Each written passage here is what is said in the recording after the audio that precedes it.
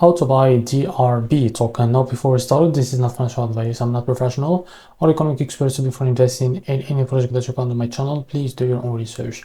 Now, before going on by this token, make sure to check the REFERRAL account and keep following the updates about this token, and don't forget to check the Telegram channel too. So as you can see, this token is available on the screener. It created just 14 hours ago and increased by 8,000% in the last 24 hours. This token trending number 7 in the base section. To be able to buy this token, click here to copy the token address and open your Bitget wallet for that.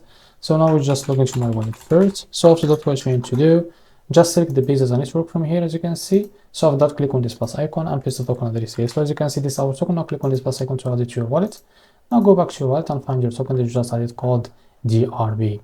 So after that, what you need to do, just click on it. Now click on swap, switch from here. From the top, select the token that you want to buy with, for example, USDC, and here type how much you want to buy. So here you will be able to see how much you receive that token, as you can see. And after that, click on swap and you will be able to buy this token. So this is how to buy DRB token. If you found this video helpful, please like and subscribe. See you next video.